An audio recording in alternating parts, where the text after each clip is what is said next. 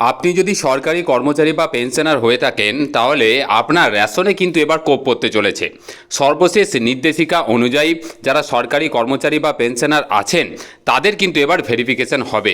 তো ভেরিফিকেশন হওয়ার পূর্বেই আমি আপনাদের কাছে রিকোয়েস্ট করব, আপনি যদি সরকারি কর্মচারী বা পেনশনার হয়ে থাকেন তো আপনাদের অবশ্যই আপনার রেশন কার্ড কিন্তু সারেন্ডার করে দেওয়া উচিত।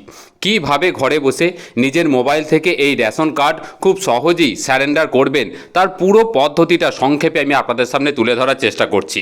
তো আপনাদের কাছে রিকোয়েস্ট, দয়া করে ভিডিওটি স্কিপ করবেন না, স্কিপ করলে অনেক কিছু মিস করে যাবেন। আর চ্যানেলে যদি নতুন হন তো অবশ্যই চ্যানেলটিকে সাবস্ক্রাইব করবেন। তো দেখুন, এই রেশন কার্ড সারেন্ডার করতে গেলে আপনাকে প্রথমে যেটা করতে হবে যে গুগল ক্রোম বা যে কোনো ব্রাউজারে গিয়ে সেখানে আপনি সরাসরি WBPDS এই কথাটা কিন্তু লিখতে পারেন, কারণ এটা হচ্ছে পশ্চিমবঙ্গ সরকারের রেশন সংক্রান্ত অফিসিয়াল ওয়েবসাইট। এছাড়াও আপনি গুগল ক্রোম ব্রাউজারে গিয়ে রেশন কার্ড সারেন্ডার বলেও কিন্তু লিখতে পারেন। তখনই দেখবেন যে তার হোম পেজ যেটা আছে সেটা কিন্তু ওপেন হয়ে যাবে এবং রেশনের যে অফিসিয়াল সাইট সেটা ওপেন হয়ে যাবে এবং সেখানে প্রথমেই কিন্তু আপনাকে এন্টার রেশন কার্ড নাম্বার বলে একটা অপশান আসবে। এই যে রেশন কার্ড নাম্বার যেখানে এন্ট্রি করতে হবে সেখানে আপনি আপনার কার্ডে থাকা যে নাম্বার সেই নাম্বারটি শুধুমাত্র এন্ট্রি করবেন। রেশন কার্ডের নাম্বারটি এন্ট্রি করার পর আপনি নিচে থাকা সার্চ বাটনটিতে ক্লিক করবেন এবং ক্লিক করার পর নেক্সট যে পেজটি ওপেন হবে যে আপনার নামে রেজিস্ট্রিকৃত যে রেশন কার্ড সেই রেশন কার্ডটি কিন্তু টোটাল যে বিবরণ সেটা কিন্তু দেখাতে থাকবে।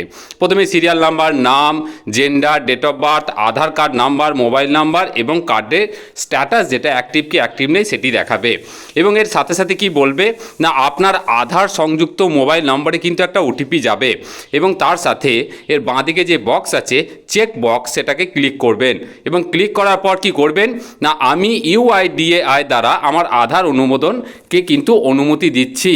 তো এইটা করার পর ক্লিক করার পর আপনি যখন সেন্ড ওটিপি অপশানে যাবেন তখন আপনার মোবাইলে কিন্তু একটা ওটিপি আসবে এবং ওটিপি আসার পর আপনি কি করবেন না সেই ওটিপিটা নিচে যে বক্স আছে সেই বক্সে কিন্তু এন্ট্রি করবেন। দেখুন এখানে স্পষ্টতই উল্লেখ আছে যে আপনার আধার সংযুক্ত মোবাইল নম্বরে ওটিপি পাঠানো হয়েছে, এখানে এন্ট্রি করতে বলছে এবং টাইম কিন্তু কাউন্টিং হচ্ছে।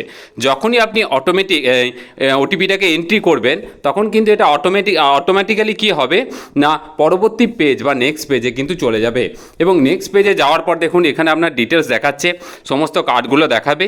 আপনি যে কার্ডটি সারেন্ডার করতে চাইছেন তার ডান দিকে দেখবেন একটা সিলেক্ট অপশান আছে, এই যে দেখাচ্ছে কার্ড স্ট্যাটাস আর ডান দিকে সিলেক্ট অপশান, এই সিলেক্ট অপশানে কিন্তু ক্লিক করবেন। ক্লিক করার পর এখানে মনে রাখবেন যে অনেকগুলি কার্ড কিন্তু দেখাতে পারে, কিন্তু যেটিকে আপনি সারেন্ডার করতে চাইছেন খুব সাবধানতার সাথে কিন্তু তার ডান দিকে এই সিলেক্ট অপশানটিকে কিন্তু ক্লিক করবেন। এবার ক্লিক করার পর কি হবে না সমর্পণের উপযুক্ত কারণ এবং প্রয়োজনীয় পরিষেবা নির্বাচন করুন। এখানে কিন্তু কতগুলি অপশান আসবে, এই যে সিলেক্ট বা নির্বাচন করুন অপশানে যেই ক্লিক করবেন কতগুলি অপশান আসবে। কি অপশান আসবে আমি দেখাচ্ছি। দেখুন আপনি যে সারেন্ডার করছেন তার কারণ কি, প্রথম কারণ কি দিয়েছে না মৃত্যুর কারণে রেশন কার্ড সমর্পণ করছি, সেটা যদি হয়ে থাকে কারো মৃত্যু তাহলে অবশ্যই এটা ক্লিক করবেন, কিন্তু আপনি এটা করছেন না, আপনি কি করছেন না স্বেচ্ছায় রেশন কার্ড সমর্পণ করতে চাইছেন। সেই জন্য এর ডান দিকে এই যে গোল মতো বক্সটা আছে এখানে কিন্তু ক্লিক করবেন, কারণ আপনি স্বেচ্ছায় সারেন্ডার করছেন।